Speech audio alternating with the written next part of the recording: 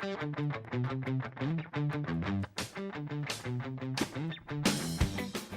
welcome back to Consumer Choice Radio, broadcasting on the Big Talker Network, on Sauga 960 AM, and right there on your podcast apps, thanks to Podcasting 2.0. We are delighted today to be speaking with Mr. Guy Bentley, the Director of Consumer Freedom at the Reason Foundation. Guy, sir, how goes it? Thank you so much for having me. I'm very well, thanks. How are you? Things are great here. We've got David back after his gallivanting across Europe, and wanted to have you on because there's a lot of pressing things that are happening in your, I guess your neck of the woods, technically, and also what's happening with your area. So we've had in the last, I believe it was just this week, we had the rule that was handed down by the FDA. This is the proposed rule on menthol cigarettes, on flavored cigars, and it seems as if that there is not much like in the FDA for some of these products. You, however, have a different take.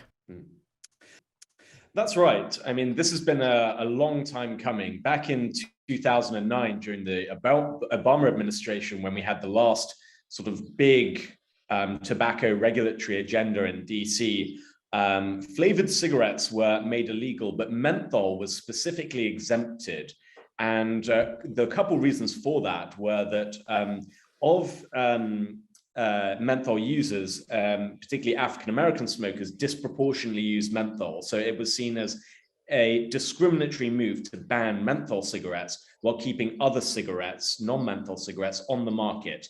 And both of them are equally as dangerous. One is not more dangerous than the other. So it was seen as an unfair thing to ban menthol cigarettes. And also there were significant concerns, as with any prohibition, about a huge black market arising with tens of millions of people using these products and making it suddenly illegal. But the FDA under the Biden administration is going to have a bite at the apple here and has now opened up the comment period for around 60 days to get views from business, public health groups, civil rights and law enforcement to see what's going to happen with this menthol prohibition. And on that note, maybe you can help reconcile some of this for me, because I see this kind of running completely counter to the growing narrative on prohibition, the war on drugs. We're seeing more people on both the left and right come to, in my opinion, the right position or the realization that prohibition doesn't work. It creates negative externalities. It incentivizes police forces in ways in which have disproportionate outcomes for minorities.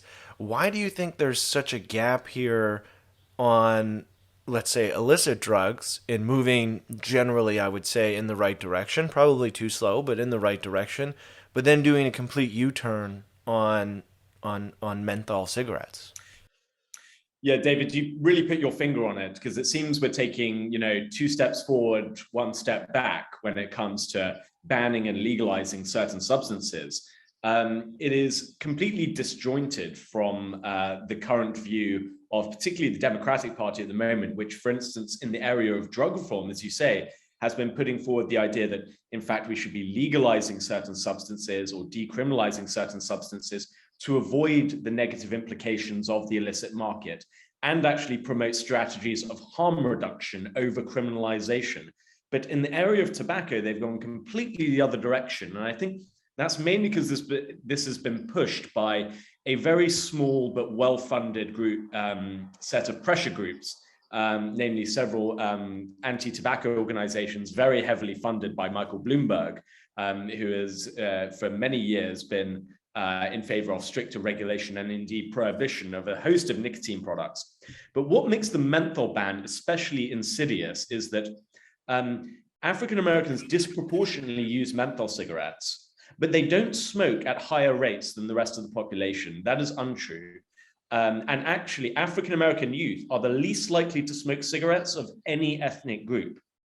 So it seems completely disjointed why the FDA and the Biden administration would pick on a minority of a minority for a solution of criminalization of making these products illegal, whilst other products disproportionately used by white smokers, but equally as dangerous, remain legal. So it's completely out of step with current Democratic Party thinking. And there are several members of Congress who are particularly in the Congressional Black Caucus, who are nervous about this, who have raised concerns. And I think this will get much more of a hearing and will increasingly become heated as both members of Congress and also state legislatures learn more about this, because of course it's going to be up to the states to enforce a lot of this through their police departments and so on, because the FDA does not have the power and won't in fact be enforcing this. It's really an unfunded mandate for prohibition being handed to the states. And yeah, I mean, and just to build on that slightly, I mean, we look at some of the impact that these laws have had on minority communities. I mean, I don't love bringing this up because I don't really like to use someone's tragic death as an argument for my own opinion. But I mean, we look at Eric Garner, someone who was murdered for the crime of selling single cigarettes. For me, this just creates another layer of very uncomfortable or awkward exchanges or engagements between what you've identified is the consumer base for these products, African Americans, and police. And again, I just don't see how there's a scenario where they come out where the outcomes of this are reconciled with our want for criminal justice reform and police reform and all of that. But what I've heard some folks say is that the reason they need to get rid of menthols is that menthol is like it's the gateway for young people. They start smoking menthol cigarettes maybe because they taste better, and then they become a cigarette smoker for their life, which is obviously not great. Is there any merit to that? Is there any truth to that at all?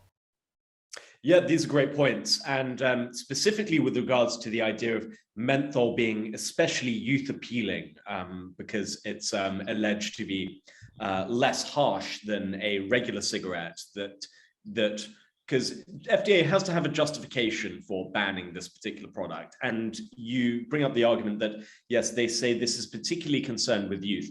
That's just not true at all. According to the latest data we have, which is from the National Youth Tobacco Survey looking at 2021, fortunately, youth smoking itself is close to non-existent anyway. It's about, I believe, 98.5% of middle and high school kids don't smoke at all. And the number who smoke regularly, so 20 to 30 days of the month, is something like 0.6% or a bit less. So we're really getting down to almost, if not really, having eliminated youth smoking. But out of those kids who do smoke, out of that very small minority, more than 60% use non-menthol cigarettes. So menthol cigarettes are the least popular of the two options you have in terms of cigarettes. And we also see that menthol smokers actually typically start later in life to non-menthol smokers. Menthol smokers typically start smoking in their very late teens, around 18, 19, or their early 20s. Whereas non-menthol smoker, I was a smoker myself. I started smoking when I was 13. I quit, thankfully, because I switched to vaping. But most non-menthol smokers start much earlier. So the idea that this is particularly youth appealing isn't borne out by the data. You're listening to Consumer Choice Radio. We're speaking with Guy Bentley, Director of Consumer Freedom at the Reason Foundation. Guy, you mentioned it just briefly. Obviously, we have the FDA that's going after menthol specifically with their proposed rule, but they're doing this at the same time that several states and the FDA itself are going after flavors in some of these e-cigarettes and vaping products as well. So what do you think of that dichotomy to where essentially we're banning a particular flavor here, and then we're still doing the flavors on the harm-reducing technologies? Do you see like a sort of cognitive dissonance? Is there a good message that's being sent by our public health overlords, or is there just a huge mistake that's emanating from DC?